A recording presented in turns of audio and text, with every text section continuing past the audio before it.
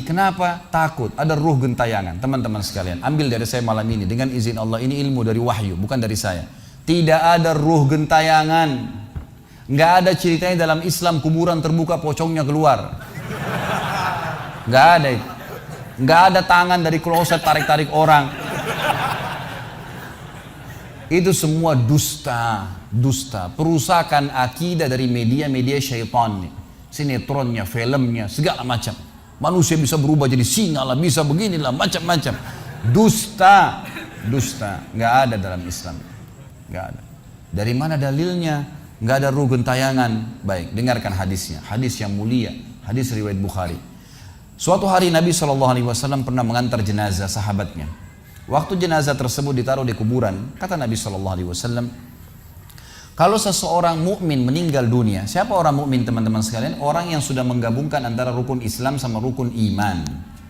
Kalau antum syahadat sudah, muslim, alhamdulillah, sholat 5 waktu, zakat, puasa Ramadan, haji, sudah dikerjain. Ditambah dengan keimanan, yakin Allah ada, yakin malaikat ada mencatat, yakin diturunkan dalam Al-Quran, yakin ada Rasul yang mengajarkan Nabi Muhammad SAW ada diterima pahalanya hari kiamat, maka itu namanya mukmin. Ditambah dengan mengimani qada dan qadar. Kalau ada orang sholat, Allah ada nggak ya? Malaikat catat nggak ya? Hari kiamat saya terima nggak? Ini masih muslim, belum mukmin, masih level di bawah. Pertama muslim dulu baru mukmin. Makanya dalam hadis disebutkan ada iman, ada Islam, ada iman, ada ihsan, gitu kan? Ini level-levelnya.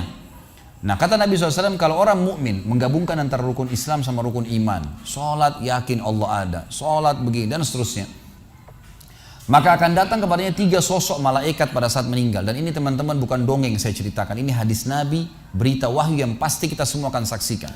Demi Allah ini benar, ini wahyu, gitu kan?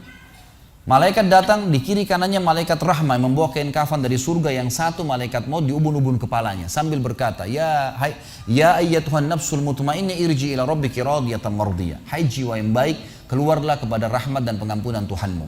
Kata Nabi SAW, ruhnya keluar lebih mudah daripada air dari mulut kendi, cepat sekali. Begitu keluar, belum sesaat keluar ditangkap oleh malaikat rahmah, dibungkus dengan kain kafan dari surga, dibawa ke langit. Begitu dibawa ke langit, menembus 7 lapis langit, semua malaikat-malaikat di atas langit sana berkata, ruhnya siapa ini? Sungguh mulia ruh ini. Kenapa? Kata Nabi SAW, karena ruh itu mengeluarkan bau yang lebih wangi daripada bau kasturi. Semoga kita semua insya Allah termasuk.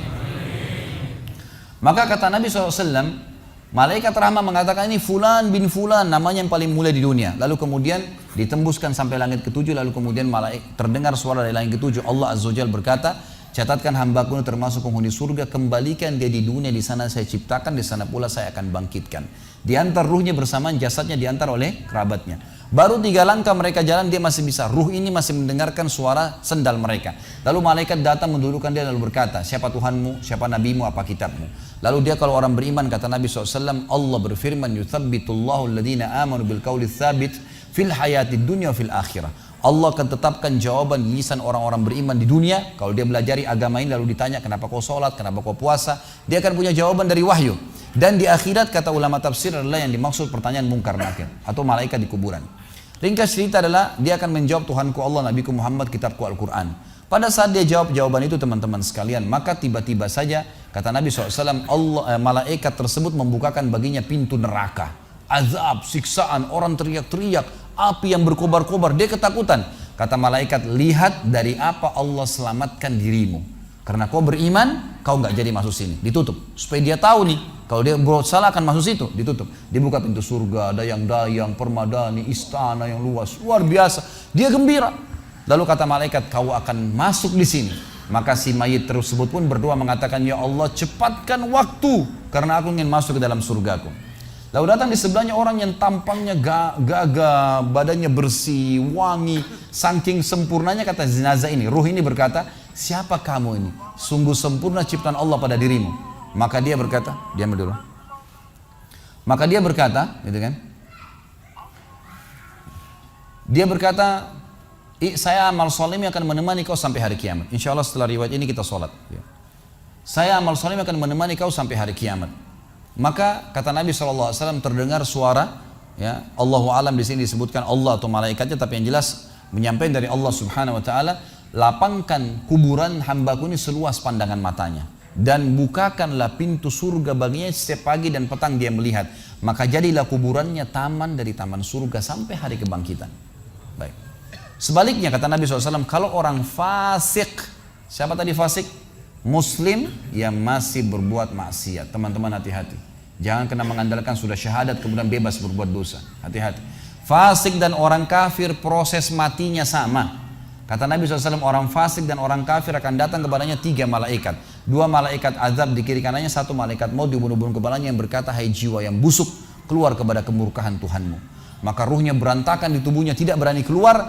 Lalu malaikat maut menariknya dengan keras, ibaratnya seperti bulu domba yang dibasahkan, dililitkan di pohon berduri, lalu ditarik dengan keras sehingga berantakan bulu domba itu. Keluar, belum sesaat keluar ditangkap oleh malaikat azab, dibungkus dengan kain kafan dari neraka, dibawa. Baru langit pertama nggak dibukain pintu oleh para malaikat. Lalu malaikat langit berkata, siapa ruh ini? Sungguh buruk ruh ini. Kenapa? Kata Nabi SAW, karena ruh itu mengeluarkan bau yang lebih busuk daripada bau bangkai. Wa na'udzubillah. Lalu malaikat azab membawa mengatakan, ini ruhnya fulan bin fulan. Ya. Orang yang disebutkan nama paling buruk di dunia. Lalu terdengar suara dari langit. Allah berkata, catatkan hambaku ini termasuk penghuni neraka. Di sana kembalikan dia di dunia, di sana saya ciptakan, di sana pula saya akan bangkitkan. Di antara ruhnya bersamaan pengantarnya mengantar jenazahnya. Begitu masuk dan 3 langkah, ya. Orang-orang mengantarnya lewat, malaikat datang mendudukkan dia, mengatakan siapa Tuhanmu, siapa nabimu, apa kitabmu. Walaupun muslim, rekam baik-baik ini. Ya. Lahir dalam keadaan Islam, sesekali sholat, fasik, masih banyak maksiat, tidak tobat sebelum meninggal, sama. Jawabannya kata Nabi SAW dengan orang kafir, innama aqulu kama kana yaqulun nas. Saya nggak tahu, saya cuma ikut-ikut dulu orang bilang apa, nggak bisa jawab. Lalu kemudian dibukakan baginya pintu surga, dayang-dayang, permadani, istana, pemandangan yang luar biasa, gitu kan? Maka dia kagum, kata malaikat, lihat dari apa kau haramkan dirimu. Dulu kau bisa masuk sini, tapi kau tidak mau, ditutup. Dibuka pintu neraka, azab, siksaan, orang dipotong, teriak-teriak, kesakitan. Lalu dia ketakutan, kata malaikat, ini tempat kau selamanya, kau tidak akan bisa lari. Maka dia berdoa mengatakan, ya Allah jangan kau cepatkan waktu karena aku tidak ingin masuk ke dalam nerakaku. Lalu datang di sebelahnya orang yang buruk tampangnya, bau badannya nggak enak. Lalu saking buruknya kata jenazah ini, kata ruh ini, siapa kamu ini? Pergi dari saya, sungguh buruk ciptaan Allah pada dirimu. Maka dia mengatakan, tidak, saya amal burukmu yang akan menemani kau sampai hari kiamat. Lalu dalam penutupan hadis Bukhari ada 2 riwayat. Yang pertama, Allah Azza wa Jal ya, mengirim kepadanya malaikat yang tidak punya penglihatan dan pendengaran. Allahu alam bagaimana nih? Yang membawa sebuah besi. Yang kalau besi itu seluruh jin dan manusia bersatu mau membalik saja mereka tidak mampu. Bayangkan seluruh jin miliaran, seluruh manusia miliaran, balik saja mereka tidak mampu. Ini saking kuatnya malaikat tersebut. Maka menghantamkan ke tubuh orang ini hancur, diutuhkan kembali lagi. Begitu terus sampai hari kiamat. Riwayat yang kedua mengatakan Allah Azza wa Jal membuat dinding kuburannya merengut tubuhnya, menjepit tubuhnya sampai seperti ini tulang rusuknya. Kembali lagi, kata ulama hadis digabungkan keduanya, dipukul sambil diremukkan, dikembalikan lagi, begitu terus sampai hari kiamat. Maka teman-teman sekalian, dalil ini sebagai penutup dalam sesi pertama materi kita, teman-teman sekalian, dalil ini menjelaskan tidak adanya ruh gentayangan dalam Islam, gak ada. Kita tarik ke contoh tadi, orang yang bunuh diri tadi berdosa besar bukan? Dosa besar. Berarti dia meninggal sekarang di kuburan lagi disiksa. Gak ada ceritanya keluar ganggu orang atau balas dendam. Gak ada waktu. Hancur, remuk, dikembalikan lagi. Begitu terus. Kemudian juga sama. Orang tadi contoh kedua yang dibunuh sekeluarga. Kalau dia muslim maka dia mati syahid. Matinya mulia bukan? Mulia. Berarti lagi nikmatin kuburannya taman dari taman surga. Gak ada ceritanya tuh mereka keluar lagi ganggu orang. Gitu kan. Jadi mulai sekarang beli rumah yang banyak dianggap keramat tuh. Bacain surah Al-Baqarah ada semua syaitannya tuh. Harus yakin dengan sabda Nabi SAW, rumah yang dibaca surah Al-Baqarah tidak akan masuk syaitan. Nggak ada. Takut semua syaitannya. Baik, kita tutup dengan kata-kata saya teman-teman sekalian. Lalu dari mana kalau saya beli rumah saya pernah dengar suara bayi di atas rumah, atap rumah saya. Saya pernah dengar suara cangkul di belakang rumah, pintu bunyi sendiri, gitu kan. Itu semua permainan syaitan yang ada di sekitar rumah itu, atau Anda yang bermasalah. Harus diruqyah. Dibacain ayat, ada sihirnya tuh. Mungkin pernah mandi dulu ilmu kebal, mungkin pernah ini, mungkin pernah bersemedi, apalah macam-macam yang khurafat ini, maka dia harus diruqyah. Jadi harus diobatin. Baik, begini contohnya. Kalau kita lagi lewatin tadi rumah yang orang ada bunuh diri, Ini kalau ada syaitan di sini marah dengan saya, tapi saya nggak peduli. Emang dia musuh kita. A'udzubillahi minasyaitonirrajim, gitu kan. Allah hancurin mereka, gitu kan. Yang jelas teman-teman sekalian, kalau kita lewat di rumah yang ada orang bunuh diri, gitu kan. Misal pagarnya 10 meter, begitu kita jalan 1 meter pertama, semua syaitan itu ngerumunin kita tuh. Tuh yang bunuh diri itu perempuan, matanya belalak, rambutnya panjang, keluar darah dari hidungnya. Terus dibisikin. Orang yang takut, manusia yang takut, maka pada saat dia balik ke tempat yang tadi syaitan bisikin dia itu, dia lihat betul nanti perempuan tuh. Karena dia takut. Jadi dia bisa lihat, yang takut saja bisa lihat, yang tidak takut tidak bakal lihat. Makanya kalau ada temannya jalan di sebelah nggak takut, tanya, kau lihat nggak? Dia bilang nggak. Kalau dia bayangkan nenek-nenek, dia lihat nenek-nenek temannya. Permainan syaitan. Maka orang beriman mustahil melihat yang seperti itu. Nggak ada cerita. Atau dasarnya orang itu kena sihir tadi. Maka bisa melihat penampakan karena ada syaitan yang mengganggu dia dan dia dasarnya membuka diri untuk itu. Makanya harus ruqyah, obat. Gitu kan? Ada metode pengobatan, tentu bisa lihat di YouTube ada ceramah saya, ruqyah syariah. Ya, nama saya diketik, insya Allah ada tata cara yang sudah saya ajarkan caranya mengobatin itu. Tapi yang jelas itu semua permainan syaitan, teman-teman sekalian. Dan inilah poin pertama, pintu pertama untuk takut kepada Allah Subhanahu wa taala. Artinya semua selain Allah dalam makhluk jangan pernah takut dengan mereka. Syaitan pun yang biasa dianggap menakutkan bagi manusia itu dusta semua. Sampai sabda Nabi SAW mulia hadis Bukhari, siapa yang membaca Bismillah, Bismillah, maka syaitan yang ada di sekitarnya menjadi kecil seperti lalat. Jadi orang yang gambarkan syaitan besar itu tidak benar semua. Kata Nabi SAW dalam hadis Bukhari yang lain, siapa yang mau masuk ke rumahnya lalu dia baca Assalamualaikum, salam warahmatullahi wabarakatuh, syaitan di sekitar rumahnya berkata kepada teman-temannya, tidak ada tempat nginap buat kalian malam ini. Salam saja sudah jadi benteng, nggak bisa masuk. Kalau dia makan dengan baca Bismillah, ya, dia baca Bismillah, maka syaitan berkata lagi sama teman-temannya, tidak ada makan malam buat kalian malam ini. Nggak bisa cuy. Dan syaitan tidak bisa membuka dan menembus tembok atau pintu manusia. Dusta semua itu tembus tembok, tembus pintu, dusta.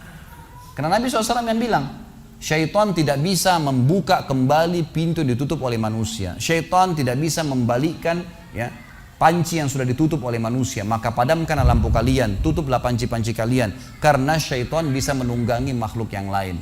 Sebagai penutup hadis Nabi SAW, pernah ada seorang sahabat membawa tikus ditangkap malam hari. Pada saat ditangkap tikus tersebut, lalu sahabatnya tidak bunuh, dipegang sama dia, dibawa ke masjid. Dia bilang, ya Rasulullah, ini tadi ya, saya tangkap di rumah saya apain hewan ini? Boleh saya bunuh atau enggak? Kata Nabi SAW, jadi tikus itu sambil ditahan oleh sahabat, kebetulan Nabi SAW punya tikar yang dipakai sholat, di sebelahnya ada lilin kecil, minyak dengan api gitu kan. Lalu tikus ini sementara Nabi SAW bicara sama sahabat, lepas, menyentuh ya, lilin Nabi SAW lalu tumpah, minyaknya di sejadah, di tikarnya Nabi terbakar. Kata Nabi SAW, sesungguhnya hewan ini fasiqah, fuaisiqah, buruk, boleh dibunuh gitu kan. Dan syaitan menunggangi hewan seperti ini untuk membakar rumah-rumah kalian. Tapi mereka tidak bisa membakar langsung. Mereka cuma bisa menggunakan hewan yang kebetulan lewat dan seterusnya. Seperti misalnya syaitan bisa menggoda manusia lain untuk mengganggu kita gitu kan. Tapi untuk dia langsung tidak ada ceritanya. Itu semua tidak benar teman-teman sekalian. Wassalamualaikum.